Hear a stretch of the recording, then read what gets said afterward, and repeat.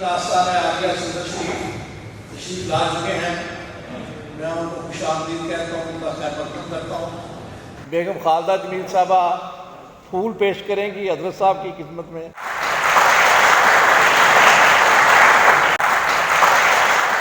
میں درخواست کروں گا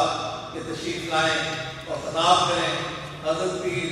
سید محمد حبیب رحمانی. آج کے موضوع کے حوالے سے جس طرح سے کہ آزادی کے 75 سال،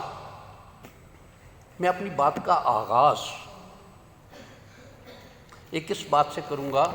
کہ پاکستان بننے کے فوراً بعد انگلینڈ سے شاہی خاندان کا ایک پیغام آیا قائد اعظم کو کہ ہمارا فلاں شخص پاکستان آنا چاہ رہا ہے اور فلاں کی یہ خواہش ہے کہ قائد اعظم خود اس کا استقبال کرے ایئرپورٹ پر. قائد اعظم نے جواب میں کہا کہ کوئی بات نہیں، میں کر لیتا ہوں، چلا جاتا ہوں، لیکن یہ آپ لوگوں کو اس بات کا خیال رکھنا ہوگا کہ یہ ریسیپروکل ہوگا کہ میرا کوئی بھائی یا میرا کوئی عزیز جب انگلینڈ جائے گا تو پھر کنگ آ کے اس کا استقبال کرے ایئرپورٹ پر. انہوں نے اپنا مطالبہ واپس لے لیا. ہمارے ملک میں 75 سال ہو گئے. 75 سال خاصی بڑی مدت ہے قوموں کی تعمیر کے لیے، قوموں کے عروج کے لیے، قوموں کی سربلندی کے لیے اور سوچ اور فکر دینے کے لیے. یہ ایک بہت بڑا ٹائم ہے. لیکن ہمارے ہاں آغاز پاکستان سے ہی ایک بات وہ چلی کہ جس کے بارے میں کہ منزل انہیں ملی جو شریک سفر نہ تھے، کہ وہ لوگ، وہ سوچ جو پاکستان کی مخالفت کرنے والے تھے، جنہوں نے کانگریس کا ساتھ دیا، جنہوں نے کانگریس کی سوچ کو پروان چڑھایا اور پاکستان بننے کے فوراً بعد وہ اس کے انتظام سنبھالنے والوں کی صفوں میں شامل ہو گئے. اور وہ لوگ جنہوں نے پاکستان کی خاطر تن من دھن ہر طرح سے کوششیں بھی کیں، کاوشیں بھی کیں، اور اس کی بنیادوں میں جو مسلمانوں کا لہو آیا اس میں، اس کا فائدہ، میں سودا نہیں، سودا تو یقیناً ہوا، لیکن اس کا فائدہ ان لوگوں نے اٹھایا جو اس کے مخالف تھے. اور وہی سوچ، وہی انداز، وہی طریقہ شاید آج تک پاکستان میں چل رہا ہے کہ ایک یہ شے دیکھی جائے کہ ہم حکمرانی کو یا حکمران کو یا اس کی پالیسیوں کو 100% غلط بھی نہیں کہہ سکتے اور 100% درست بھی نہیں کہہ سکتے. کہ ایوب خاں تک جب ایک بہت غلط روایت پاکستان میں قائم ہوئی، اس سے پہلے تک اور اس سے پہلے کے وقت تک نہرو نے ایک فقرہ کہا تھا، ایک طنز کیا تھا پاکستان پر کہ میں نے آج تک اتنے پاجامے نہیں بدلے جتنے پاکستان کے حکمران بدل گئے ہیں. یہ یقیناً، اور اس میں یہ بھی دیکھا جائے کہ جس طرح سے کانگریسی لوگوں کا اور خاص طور پر مسلمانوں کا، جو کانگریسی مسلمان تھے، ان کا اس وقت ایک یہ دعویٰ جو تھا کہ یہ پاکستان یہ کیسے چلے گی ریاست. لیکن پاکستان قائم ہے اور قائم رہے گا، اس لیے کہ اس کی بنیادوں میں اخلاص کا لہو شامل ہے. اس کے بننے میں، اس کے ہونے میں طاقتیں وہ جو الہی طاقتیں ہیں وہ شامل ہیں اس میں. خیر یہ بات، اور کہ پھر ایوب خاں کا ایک غلط انداز اور غلط طریقے سے، اور اس وقت ایک نظریہ ضرورت جو ایوب خاں کے لیے قائم کیا گیا، وہ نظریہ ضرورت آج تک چل رہا ہے. حالانکہ ہر عدالتی ممبر نے، ہر عدالت پر کرسی عدالت کی کرسی پر بیٹھنے والے نے اس شے کو کنڈیم کیا ہے، لیکن اس کو یہ دیکھا جائے کہ اگر آج جسٹس منیر، میں اگر ایک لفظ کہوں کہ وہ لعنت ہے، جوڈیشری بھی اس کو لعنت کہتی ہے، کہ وہ ایک فقرہ جو کہہ کے گیا اس وقت، وہ ایک فیصلہ جو دے کر گیا، کیا آج بھی اس کے آف شوٹ چل رہے ہیں یا نہیں؟ کہ اس میں لیکن ایک شے یہ دیکھی جائے کہ ایوب خان کے اس مارشل لا کے یا اس 10 سال کے دور میں پاکستان نے جو راستہ اختیار کیا 1990 تک کا جو پلان بنایا گیا، اور اس وقت ایک یہ تھا کہ 5 سالہ پلان، کہ ہر 5 سال بعد اس وقت کا جو انہوں نے ایک روڈ میپ بنایا وہ یہ تھا کہ 5 سال میں ہماری آبادی کتنی بڑھے گی، ہمیں سکول کتنے چاہیے ہوں گے، ہمیں کالج کتنے چاہیے ہوں گے، ہمیں یونیورسٹیاں کتنی چاہیے ہوں گی، ہمیں ادارے کتنے چاہیے ہوں گے، ہمیں کاروبار میں کس طرح سے آگے بڑھنا ہوگا، کہ جو کوئی یونیورسٹی سے یا جس طرح سے بھی کہ ایک شخص جو ملازمت کے قابل ہے، جو پڑھ کے نکلا، اس کے لیے ملازمت کے کیا انداز ہوں گے، جو پڑھ نہیں سکا اس کے لیے کیا سہولیات ہوں گی، جس نے کوئی ٹیکنیکل کام سیکھا اس کے لیے کیا کیا ہوں گے۔ اور یہ 1990 تک کے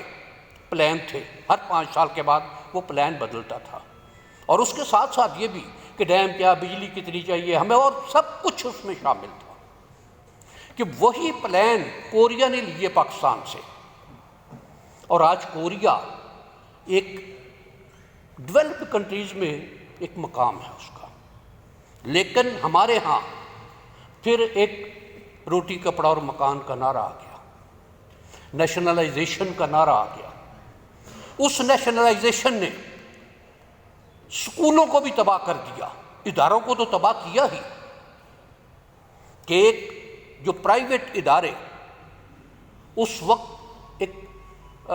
انٹرنیشنل لیول کی مشینری بنا رہے تھے، آج وہ سکریپ ہوئے پڑے ہیں، اور آج نہیں، آج سے کئی سال پہلے، بلکہ سال نہیں دہائیاں پہلے وہ سکریپ ہوئے پڑے ہیں۔ اور اس کے بعد پھر جو ایک دور آیا کہ لوگ تو اس کو مرد مومن کہتے ہیں، میرے نزدیک میرا تجزیہ یا میری سوچ جو ہے کہ شاید اس وقت میں جو پاکستان کی بربادی ہوئی یا پاکستان جو ڈھلان میں چلا، ابھی تک پاکستان سنبھل نہیں سکا اس سے۔ مجھے اس دور میں کوئی ایسا کام نظر نہیں آتا کہ جو ملک کی بہتری کے لیے ہو، جو عوام کی بہتری کے لیے ہو، عوام کی ترقی کے لیے ہو۔ مجھے کوئی بھی ایک شے ایسی،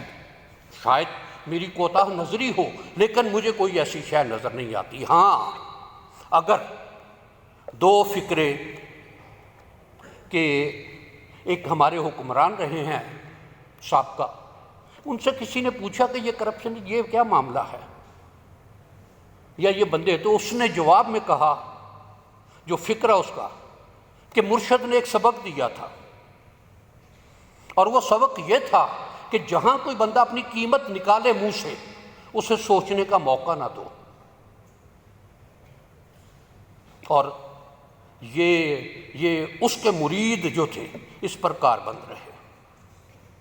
اور انہوں نے بھی اس کے مرنے کے بعد بھی،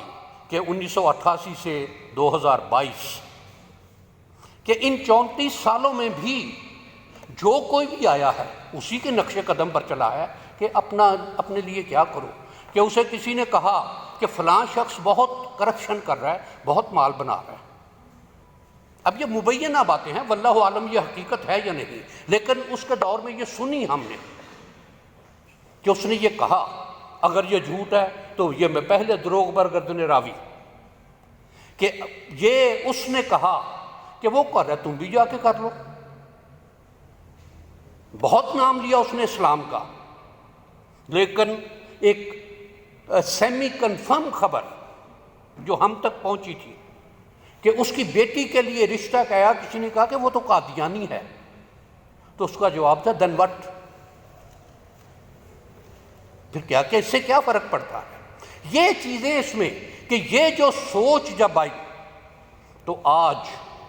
جو پاکستان فیٹف کے 27 میں سے 26 پوائنٹ مکمل کرنے کے بعد بھی گرے لسٹ میں ہے. آج یورپی یونین بھی پاکستان کو دھمکیاں دے رہی ہے، خط لکھ رہی ہے کہ روس کو کنڈیم کرو، کہ اگر وہ قائد اعظم والی، میں نے پہلے جو واقعہ سنایا کہ وہ قائد اعظم والی سوچ رکھی جاتی،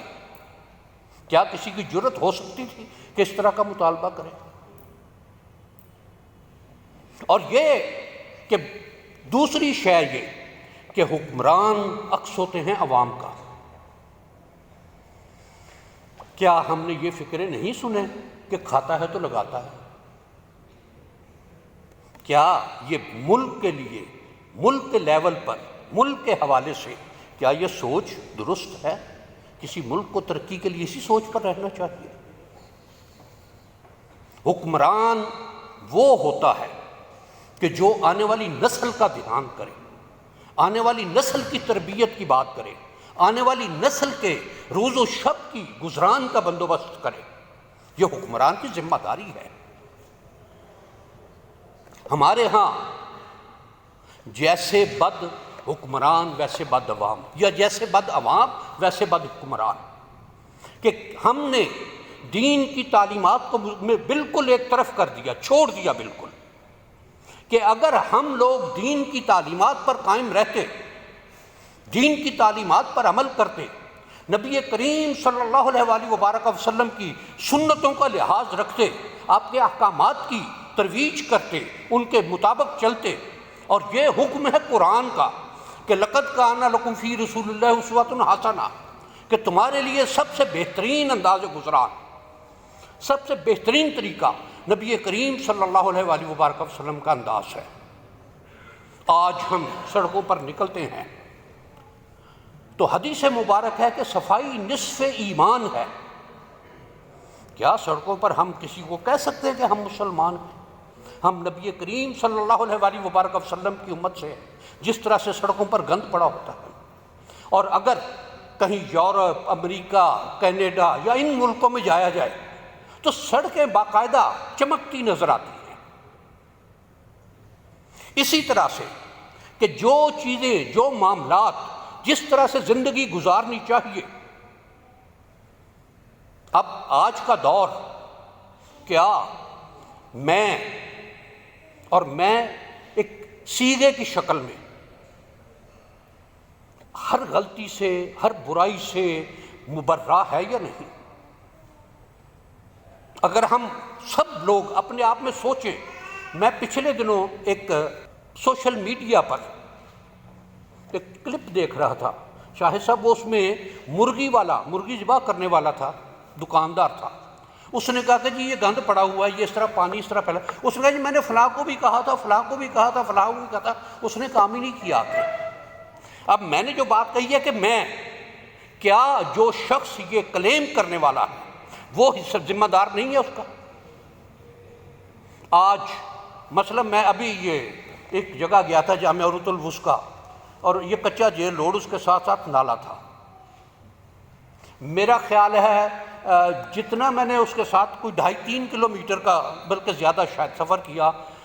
اس کی سطح پر شاپر کے علاوہ کوئی شے مجھے نظر نہیں آئی. کیا اگر ہم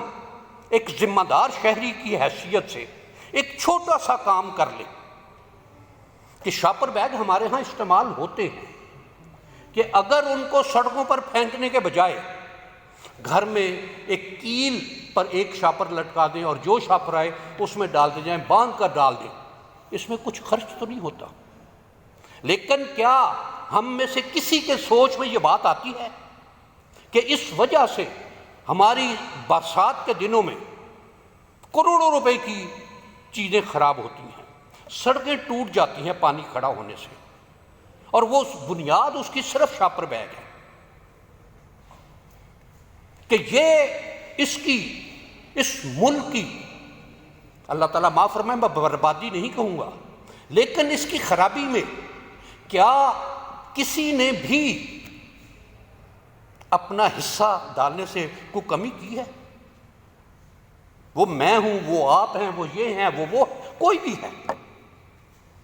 کیا ہم نے اس کو خراب کرنے کی بنیاد یا خراب کرنے کا بیڑا نہیں اٹھایا ہوا؟ آج سچی بات ہے کہ میں ٹیلی ویژن پر مذاکرے دیکھتا ہوں تو کچھ لوگوں پر افسوس ہوتا ہے کہ جن کو انٹلیکچوئل کہا جاتا ہے وہ بھی میڈیا پر بیٹھ کر اور کرپشن کا دفاع کر رہے ہوتے ہیں کہ جی کرپشن، یہ تو کرپشن ہی نہیں ہے۔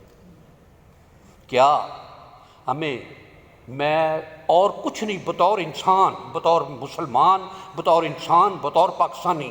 اس بات پر شرم سے مر نہیں جانا چاہیے کہ جس شے کی ہمارے دین نے سختی سے جس بات سے منع کیا، کیا ہم نے آج اسے اپنے روزمرہ کا معمول نہیں بنا لیا؟ کیا ہم نے اسے اپنی زندگیوں میں شامل نہیں کر لیا؟ کیا اگر ہم آج یہ سوچیں کہ اپنے 10 روپے کے فائدے کی خاطر ملک کا 1000 کا نقصان ہو رہا ہوگا تو ہم ایک لمحے کا دریغ نہیں کریں گے، اپنا 10 روپے کا فائدہ سوچ لیں گے؟ کیا اپنا کار پورچ یا ڈرائیو وے گندا نہ ہو، گاڑی اندر نہیں دھونی، گاڑی سڑک پر دھونی ہے، بے شک وہ کروڑوں روپے جو سڑک پر لگے ہیں وہ ضائع برباد ہو جائے، میری جیب سے تو نہیں لگنا وہ۔ کیا وہ سڑک پر جو پیسے لگے وہ میرے نہیں ہیں؟ کیا اس کے لیے میں نے ٹیکس نہیں دیا ہوا؟ لیکن وہ میں نے دے دیا، اور اس میں یہ بھی شے، مطلب مجھے پچھلے دنوں ایک صاحب نے یہ بات کی کہ چائنیز اور ٹرکش وہ برملا ایک بات کہتے ہیں کہ جتنا منافع ہمیں پاکستان سے ملتا ہے دنیا میں کہیں نہیں ہے، اور اس میں اس وقت دیکھا جائے تو ہماری ایک کاروباری کمیونٹی کا، میں پچھلے دنوں ایک جگہ سے گراسری لی اور اس کا بل لایا، اس بل میں 1 روپیہ بھی لگا ہوا تھا، اور وہ 1 روپیہ کس چیز کا تھا کہ یہ FBR کو جو بھجوایا ہے اس کی کاپی اس پر خرچہ آیا 1 روپے کا۔ کیا اس کمینگی پر مر نہیں جانا چاہیے؟ کیا یہ کمینگی کی انتہا نہیں ہے کہ جو شخص جس نے 5,000 10,000 20,000 کا اس سے سودا خریدا ہے لیکن دکاندار اپنا 1 روپیہ منافع میں سے کم کرنے کے لیے تیار نہیں ہے، کیا یہ کمینگی کی انتہا نہیں ہے؟ کیا ہم اپنے سوچتے ہیں اس بات کو، اپنے اندرون میں اس بات کا احساس کرتے ہیں؟ کیا ہمارے دین کی تعلیمات یہی ہیں؟ کیا ہمارے نبی مکرم صلی اللہ علیہ وآلہ وبارک وسلم نے دوسروں کا لحاظ کرنے کا، دوسروں کا ادب کرنے کا، دوسروں کا احساس کرنے کا حکم نہیں دیا؟ کیا قرآن مجید نے کہ من ذا الذی یقرض اللہ قرضا حسنا، کہ کون ہے تم میں سے جو اللہ کو قرض حسنہ دے؟ قرض حسنہ اس کی ایک کیٹیگری ہے کہ ہمارے ہاں جو قرض حسنہ دیا جاتا ہے دینے والا واپسی کی امید نہیں رکھتا، جو لیتا ہے اس کے لیے حکم یہ ہے کہ جب بھی اس کے پاس سہولت ہو وہ واپس کرے۔ اللہ تعالیٰ کو کیا ضرورت ہے؟ اور یہ من ذا الذی یقرض اللہ، کہ کون ہے جو اللہ کو قرض دے اور قرض حسنہ دے؟ یہ جو اس کے ہاں سے کہ کون ہے جو اللہ کو قرض حسنہ دے، اللہ کو قرض حسنہ کیسے دینا ہے؟ کہ اس کی مخلوق میں کوئی مجبور ہے، کوئی ضرورت مند ہے، اس کو اللہ کی خاطر اس کی مدد کرنا یہ اللہ نے اپنے اوپر لازم کر لیا۔ اور پھر یہ بھی کہ فَيُضَاعِفَ لَهُ أَضْعَافًا كَثِيرًا، کہ وہ جب لوٹائے گا تو کئی گنا کر کے لوٹائے گا۔ کیا ہم اس بات پر چلتے ہیں؟ اور ایک کہ آج بہت اشتہار اسی طرح عالم کے بارے میں یہ ہوگا کہ اس کے بارے میں یہ فرمایا جائے گا کہ اس کو جہنم میں پھینک دو، وہ یہ بات کہے گا کہ میں نے دین تیری خاطر سیکھا، میں نے اس کی تبلیغ تیری خاطر کی، میں لوگوں کو دین اسلام کی باتیں بتائیں تو اللہ کے ہاں سے اس کے لیے یہ بات ہوگی کہ کیا تیری یہ نیت نہیں تھی کہ لوگ تیری تقریروں کے، تیرے ان چیزوں کے بہت چرچے کریں، تیرے علم کے بہت چرچے کریں؟ کہ بار الہ یہ بات تو تھی کہ پھر جو تو نے چاہا تجھے وہ مل گیا۔ اور تیسرا، آج مثلا دیکھا جائے تو ہمارے ہاں کہ جی یہ فلاں تقسیم کر رہے ہیں فلاں چیز، اس کے لیے دو چیزیں کہ اگر تو وہ اس نیت سے کر رہا ہے کہ یہ میرے ساتھ کھڑے ہونے والا شاید اسے بھی توفیق مل جائے تو شاید یہ بہت خیر کی بات ہے، لیکن اگر اس کا یہ ہو کہ لوگ میرے چرچے کریں، کل کو لوگ میں نے ووٹ لینا ہو تو ووٹ دیں مجھے، تو یہ یقیناً یہ وہ چیزیں ہیں کہ جس کے بارے میں کہ یہ روز محشر اٹھا کے منہ پر دے ماری جائیں گے۔ اور کیا ہمارے ہاں دکھاوے کا عمل بہت زیادہ ہو گیا یا نہیں؟ ہمیں ایک اچھا انسان، اور اچھا انسان اس وقت جب ایک اچھا مسلمان ہوں گے، اور اچھا مسلمان وہ ہے کہ جو دین کے احکامات پر اعمال کے حساب سے اور اخلاقیات کے حساب سے جو تعلیمات ہیں ان پر پوری طرح سے عمل پیرا رہے۔ یہ ملک، یہ پاکستان، یہ اللہ کی نعمت ہے ہمارے لیے۔ سورہ انفال میں کہ اس میں کہ کیا تمہیں وہ وقت یاد نہیں جب تم اقلیت میں تھے اور مشکل وقت میں تھے، تمہیں خوف تھا کہ یہ لوگ تمہیں کھا جائیں گے، پھر اللہ نے تم پر اپنا کرم کیا، تمہیں ایک آزاد ملک رہنے کے لیے دیا، کیا تم اب بھی شکر ادا نہیں کرو گے؟ اور کیا اس کے ساتھ جو ہمارا سلوک ہے وہ ناشکری کی انتہا نہیں ہے؟ اور جو قرآن مجید کا ارشاد ہے کہ لَإِن شَكَرْتُمْ لَأَزِيدَنَّكُمْ، تم شکر ادا کرتے رہو تمہیں مزید ملتا رہے گا، وَلَئِن كَفَرْتُمْ إِنَّ عَذَابِي لَشَدِيدٌ، کہ اگر تم کفر کرو گے، میری نعمتوں کا انکار کرو گے تو میرا عذاب بڑا سخت ہے۔ کیا جو سلوک آج ہم اپنے اس ملک کے ساتھ کر رہے ہیں، اس پاکستان کے ساتھ کر رہے ہیں، کیا یہ ناشکری کی انتہا نہیں ہے؟ کیا آج ہم اسی ملک میں بیٹھ کر اس کو گالیاں نہیں نکالتے؟ اس ملک نے جن لوگوں کو عزت دی، دولت دی، وقار دیا، سب کچھ دیا، وہ ایک لمحہ لگاتے ہیں، یہاں سے فلائی کرتے ہیں اور کسی ایسے ملک میں، کینیڈا، امریکہ، یورپ، وہاں جا کے بیٹھ جاتے ہیں۔ کیا یہ اس ملک کے ساتھ غداری نہیں ہے کہ جس ملک نے مال دیا، دولت دی، عزت دی، توقیر دی، نام دیا، شہرت دی، کہ جب کبھی موقع بنا فوراً یہاں سے بھاگ لیے؟ کیا یہی اس ملک کی عزت اور توقیر کرنا ہے؟ کیا یہی اس ملک کے ملنے کا شکر ادا کرنا ہے؟ اور یہ ان لوگوں سے پوچھا جائے کہ جنہوں نے اس ملک کے بنانے میں عملی حصہ لیا، عملی کام کیا۔ شکر الحمدللہ مجھے اس دفعہ میرے والد گرامی کا تحریک پاکستان کا گولڈ میڈل ملا، اور مجھے تو یہ میں فخر کرتا ہوں کہ میرے والد 10 ماہ جیل میں رہے اس موومنٹ میں۔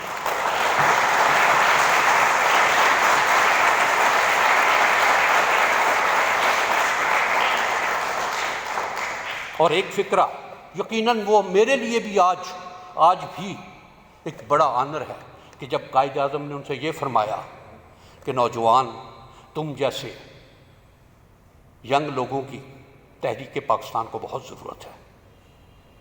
اور یہ باقاعدہ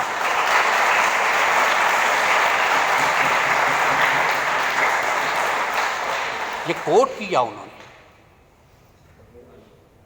یہ یقیناً جن لوگوں کے بڑوں نے، یقیناً اب شاید ایسے لوگ تو نہیں رہے جنہوں نے تحریک پاکستان میں عملی طور پر حصہ لیا، لیکن جب کوئی اس ملک کے لیے ایسی بات ہوتی ہے تو شاید ایسے لوگوں کا دکھ زیادہ ہوتا ہے، ایسے لوگوں کا افسوس زیادہ ہوتا ہے، ایسے لوگوں کی سوچ زیادہ آگے چلتی ہے۔ مالک تعالیٰ ہمارے اس ملک کو شاد رکھے، آباد رکھے، قائم رکھے، دائم رکھے اور تا عبدالآباد رکھے۔ وآخر دعوانا